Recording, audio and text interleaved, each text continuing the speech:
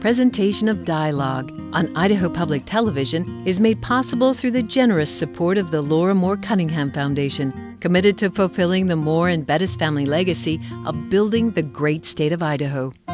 By the Friends of Idaho Public Television and by the Corporation for Public Broadcasting. We need to be concerned that we don't consider, as unfortunately some public figures are today, all Muslims as threats, when at less than 1% of them fit that category. Coming up, a conversation about world affairs with one of our country's most accomplished diplomats, former Ambassador Thomas Pickering. That's Dialogue next. Stay tuned.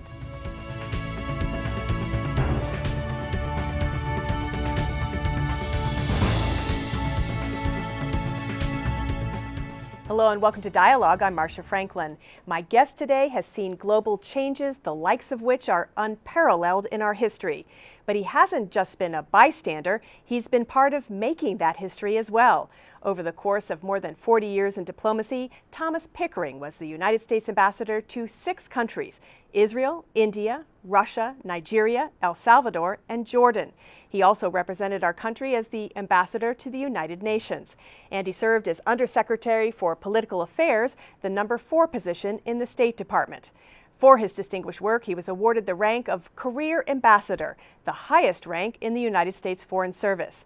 But retirement doesn't seem to be part of Ambassador Pickering's vocabulary. Now in his 8th decade of life, he continues to be part of the geopolitical mix. He's authored influential reports, including one on the attack on our mission in Benghazi, and has assisted informally in negotiations with other nation states and groups.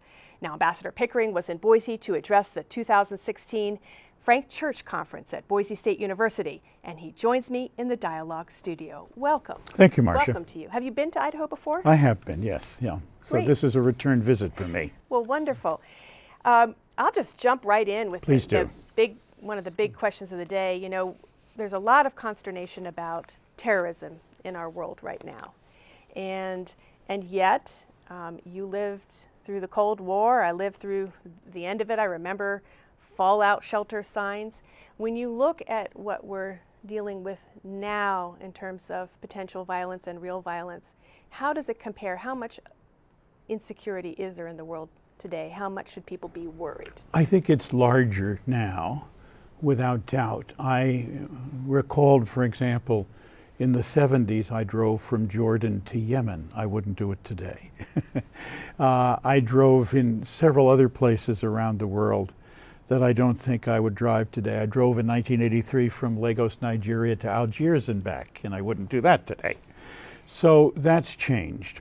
But I can remember in my first ambassadorship in Jordan in the 1970s, my colleague in Beirut was assassinated, my American colleague. So we had difficult times. We had, at the same time, an American ambassador in Sudan who was killed by the Palestinians. And so we were perhaps less well equipped in those days. We were willing perhaps to get out and take more risks in those days. And that's tightened down. It's changed diplomacy and how it works. And it was one of the deep concerns all of us had that worked on the Benghazi report that you just mentioned, that we not portray the problem as answerable only in terms of locking people up in defensible cages so they could pretend to do their jobs. And diplomats can't do their jobs from cages. They have to get out and around. And we said those are risks, they're serious. We do need to take all the precautions we can, but we still have to have people be in contact with other people to be effective as diplomats, and we need to be able to take those risks even though we know we cannot reduce to zero the possibility that there will be a serious backlash, and we will pay once again the price of losing diplomatic colleagues and others. I think in our own country, so far, and I'm knocking on wood as I say that, despite the loss of 3,000 people on 9/11 and some other losses, we have been relatively unscathed. And those people who figure out the chances of being killed in a terrorist incident tell me those chances are far, far less possible than some of the other unfortunate ways in which people die accidentally. How do you assess the threat from ISIS? The really interesting question is probably less than 1% of Muslims fit this category. That's still a lot of people if we look at is it 1.3 billion Muslims around the world, but it's a very small percentage. And I think that just to take this one step further, we need to be concerned that we don't consider, as unfortunately some public figures are today, all Muslims as threats, when at less than 1% of them fit that category, and when we have perhaps the most egregiously long and extensive examination of intending migrants from that part of the world, roughly a 2-year process, once you're approved to get a visa, to go through the background examinations and name checks and all the other things that have to take place. Do you see that terrorist movement and associated ones, though, growing in years to come? I wish I could tell you that I knew the answer to that question. My sense is that at the moment, given the world attention that they sometimes feed upon as measures of their success, we could expect continuing efforts by their converts to move in that direction. And there are two kinds of vulnerabilities. There's a vulnerability in an organizational sense that they can work on Islamic communities, particularly in places where there are large numbers of them, but they may be a minority in that country. And also where they can jump over, if you like, the border fences and work in large cities and towns where there perhaps are Muslim minorities, but maybe disturbed, disgruntled, unhappy, and use those people to continue the terror attacks that they feed upon and believe represent their success. I think there are two elements of good news here, because I've been pretty bleak.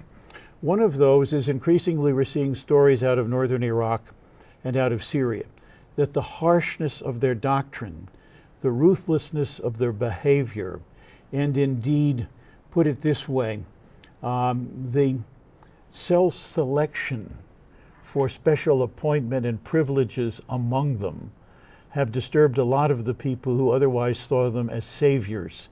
Syria has been and continues to be in incredible crisis. An estimated 400,000 people, probably more, are trapped behind battle lines, starving, eating grass, dying.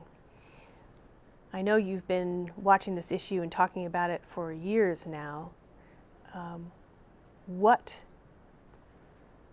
could we be doing more, and should we even be doing more?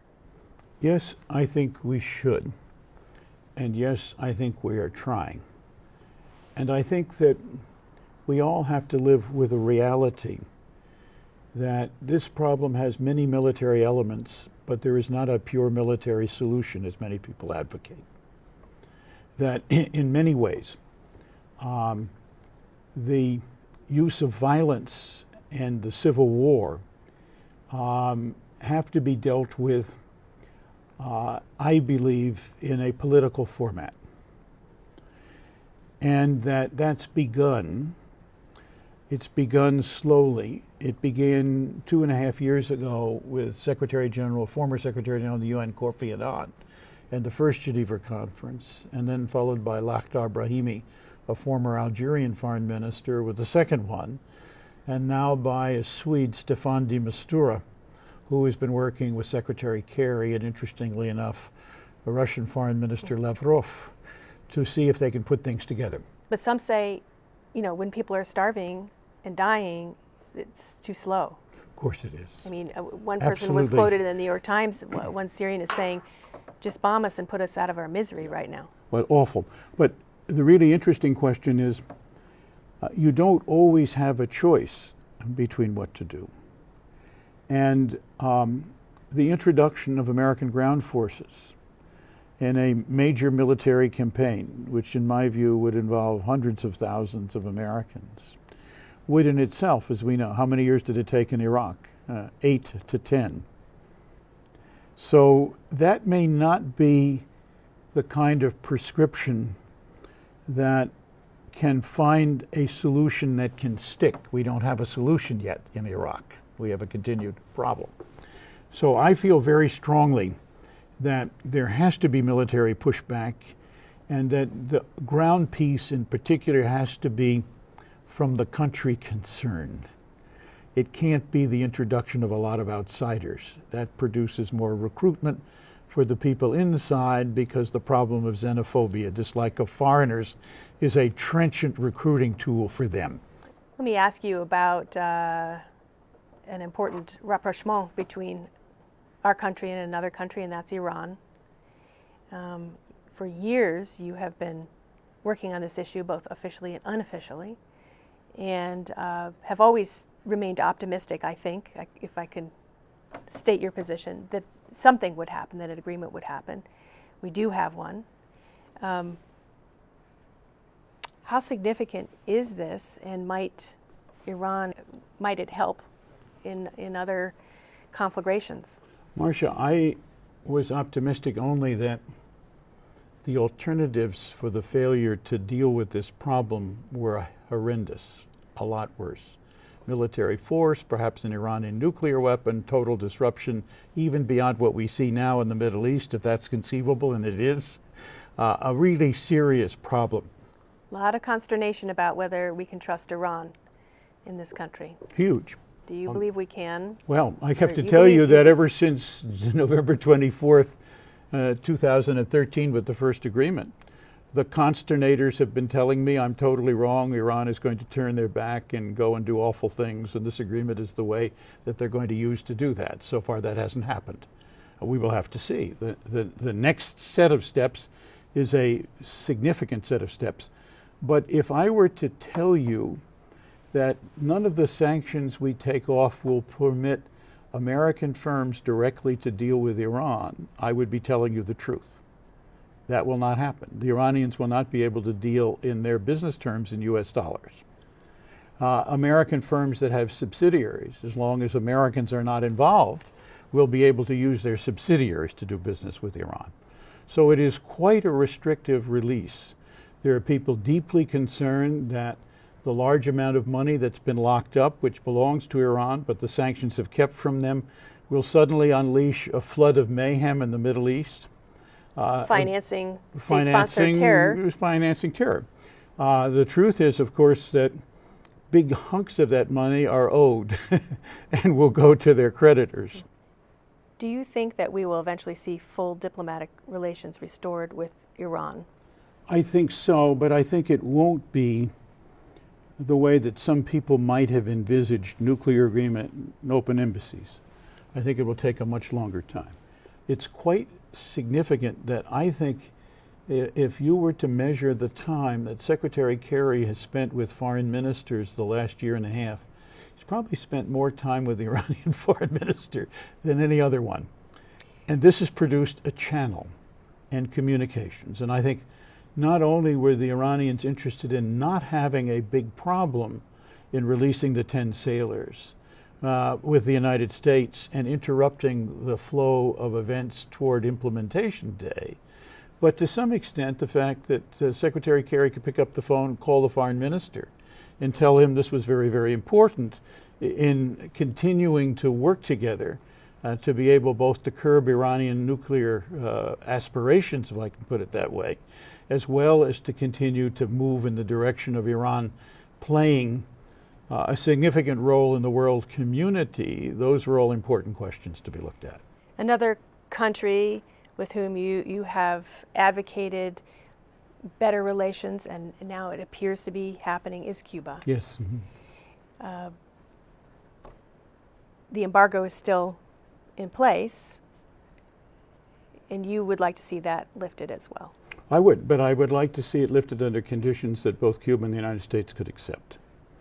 And I think that's important. And I'm not sure exactly what all has to be done, but some things have to be worked on. And people are beginning to talk about property and restitution and some of those issues that are there. But you're pleased to see this. But I'm very pleased to see it because I think that You know, it was Einstein who said to keep on doing the same thing and expect a different result is the definition of insanity.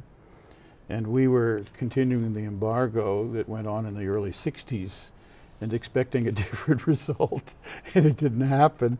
And years ago, George Shultz once told me, when you're in a deep hole, stop digging. So I think that we were in a deep hole and we tried to stop digging and we stopped doing the same thing expecting a different result. And my view was always, and it always has been, that a better relationship with Cuba and a change in Cuban attitudes toward the world and us could take place with extensive and ongoing contact, particularly with the American people. And that we have this special relationship of nearness to Cuba. Cuba has, over a period of time, at one time and another, profited greatly from American tourism. That can certainly bring about change. The Cubans certainly have a right to their own form of government and what they want to do. I don't believe they have the right to oppress people and so on. And the deal in which we opened up new relations with Cuba and established embassies saw the release of 54 Cuban political prisoners. So we're making progress, but it will be slow. Nobody's expecting we're going to do miracles overnight. But someday, and I hope I'm alive to see that, I would like to see us turn Guantanamo Bay into a superb graduate-level university for the whole hemisphere, in which Cuba plays a leading role, but in which we do too, and in which, in fact, we educate people to look at change, to look, in fact, at the best forms of government, to look at the best ideas of moving things forward. That, in my view, would make a huge difference in the way we look at each other and the way things are conducted.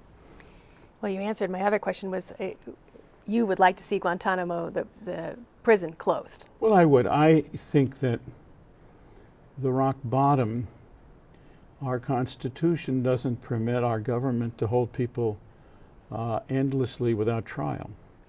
And so we have to reconcile ourselves to the strictures of our Constitution one of these days. Let me do a little bit of a round robin with you about other countries, if you don't mind, Sure. and their relative threats. North Korea. I think North Korea is a problem. It is a problem that, as they continue to build and develop nuclear weapons, we have reason to have continued and deeper concern. One of our principal problems with North Korea has been that those who have tried to advocate a military solution have lost sight of the fact that North Korea has thousands of artillery pieces emplaced in tunnels that could destroy a large part of Seoul, the capital of South Korea. And we don't have an effective answer to that problem. Pakistan, the threat from Pakistan. Well, a threat to us is probably small, but they're a nuclear country, and they're in a confrontation from time to time with another nuclear country, with India. My own sense is that we have tended to treat India and Pakistan often as at the other side of the globe, and therefore, as long as they were not blowing up, we were happy in watching them go ahead where they are. I would like to see us pay more attention to those fundamental problems, even, and we have been. Pakistan is really a country that has big problems. Pakistan has an unusual resilience to hang together, like Nigeria, interestingly enough. Where you were also ambassador. But it's not something that I would say is forever going to protect us against the uncertainties, and it could be really bad if, in fact, there is nuclear use in that part of the world. You know, typically we've thought of diplomacy as dealing with political issues, but I know you're very interested and actually concerned in some areas that we don't, what you call stovepipe these issues is, okay, this is political, and then we're going to have other people dealing with the economic issues and environmental issues. Increasingly in this multipolar world, we're dealing with a multiplicity of issues that affect each other, whether that's the environment and climate change and the economy, or war and the economy, and we're all tied together so much more now. Many of these are tied together, and I think we have to at least think strategically about how they're tied. I think principally to avoid unintended consequences. But the one you mentioned is the one I use frequently when I speak. that energy, environment, and climate change are linked up in many ways. And if you change your energy policy, it has impact on the environmental consequences and often on the climate consequences. So we need to be careful. And if you move on the other issues, they have an impact on your energy policy. And so there aren't free lunches out there. We have to look very hard at how those things are handled. To some extent, maybe we have to handle them in the stovepipes, but we have to think how they affect questions outside the stovepipes as we do so.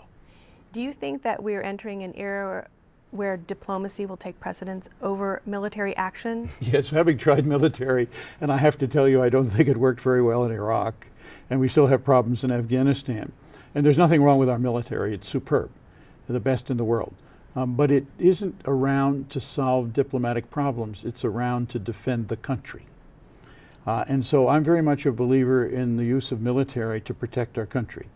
But in the course of protecting our country well, our military power, our economic power, and I think our political power in the terms of our values that people around the world still appreciate, even if we haven't lived by them so well recently, are the very important things that put us in leadership. When we have a big problem, the first phone calls usually come to Washington to say, what are you doing about this and how do you think about it? They want to know what we do. They want to know what we're prepared to take the leadership in. They're used to seeing us have some of the ideas. We're now in a multilateral world, and you said it a moment ago, and you're right. And that means we have to listen more and perhaps act as a result of what we hear more wisely than making up all our own decisions in a closed room. And I know that doesn't take place that way. That's hyperbole. But it is an expression in some ways of some of the ways we've been acting recently. I was around in the Cold War as a diplomat. We spent a lot of time listening to our allies. Not all the time, but we did. And usually we benefited by it. And so as we go ahead and look at ourselves and lead, we have to be with followers who are prepared to be helpful. And in many ways, that kind of an approach has its own problem-solving capacity. People may want to stand up against the United States, but do they want to stand up against the majority of the rest of the world? Those are interesting questions, and they're important. I would be remiss if I did not ask you about the Benghazi report. Mm-hmm. Many applauded it, but many others, including many Republicans, looked at it and said it didn't go near far enough, that you didn't interview then Secretary of State Mm-hmm. Hillary Clinton, that she saw a draft of it. People can Google you and the Benghazi report and learn more about the criticisms of it. And there's an ongoing investigation still by Republican members. Would you have done anything differently looking back? I wouldn't, but I have to tell you that every time I've been asked, and I've been asked that frequently on and off television, I've always said, look, if there is new information that we didn't see, I'll be the first in line to tell you what I think and try to obviously give you my best judgment. I don't have a political cat or dog in this fight, and I never have. I felt that I could bring, and I thought that Mike Mullen brought, and the other people who worked with us, objectivity and a sense of trying to get to the bottom of the problem. Secondly, Secretary Clinton had 11 hours, 9 of which was active testimony. I haven't changed my mind. I haven't seen anything there, and a good bit of that was things that happened after our report, in effect, its coverage area was finished. We didn't look at emails. We're not supposed to look at emails, except obviously as they related to decisions made about how to equip Benghazi to defend itself. Were you surprised, having worked in the State Department for so long, about this issue of her using her personal email? I was, but I had no real knowledge of that. But it seems that a mistake? Others did too. Well, I think she herself has said probably it was a mistake. Yeah, I think in the light of the circumstances, no public official, particularly at a high level, should be making decisions of that sort without talking to their best friends, their best advisors, and their best lawyers. We all know that.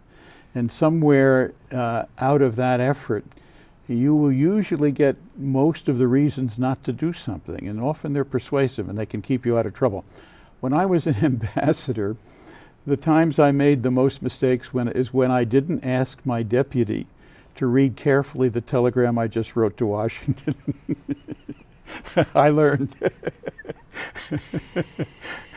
Ambassador, as you look forward into the future, what excites you the most about global affairs?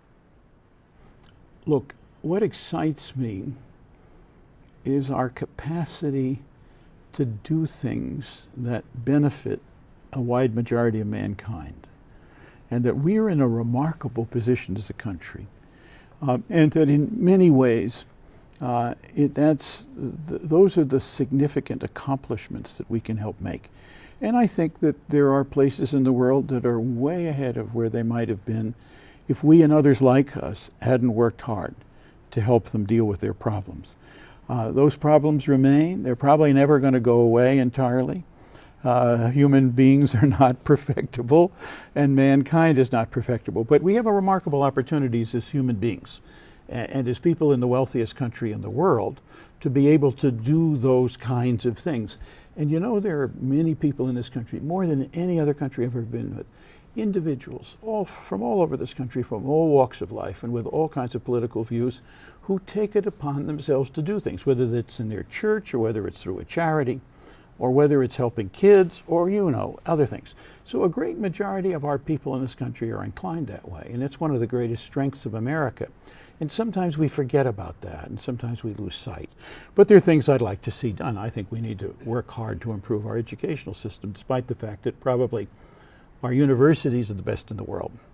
But I think we need to spend more time in helping to upgrade both primary and secondary education in this country in order to support the next generation, which will go through those superb universities, but give more people opportunities to do that. And I think education is a national asset of great importance that we maybe tend to ignore or overlook or not pay attention to. You were born in 1931, yes?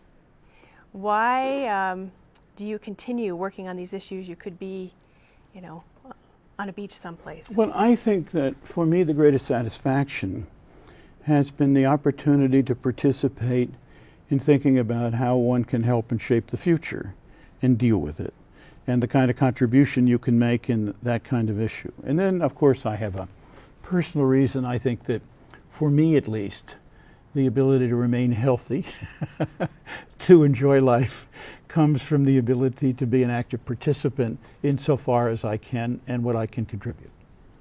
Well, thank you. Thank you for Thanks, taking Marcia, the time very much. during this visit to speak with me and our viewers. I really appreciate it. Thank Unfortunately, you. that's all the time we have. You've been listening to Thomas Pickering, who was the United States Ambassador to 6 countries, including Israel, India, and Russia, as well as to the United Nations. For more information on Ambassador Pickering or the Frank Church Institute, which sponsored the conference at which he was speaking, check out the Dialogue website.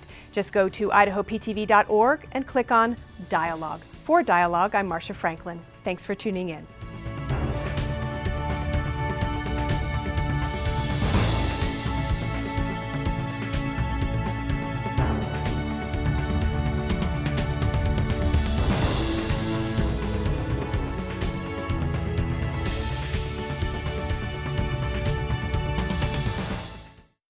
Presentation of Dialogue on Idaho Public Television is made possible through the generous support of the Laura Moore Cunningham Foundation, committed to fulfilling the Moore and Bettis family legacy of building the great state of Idaho.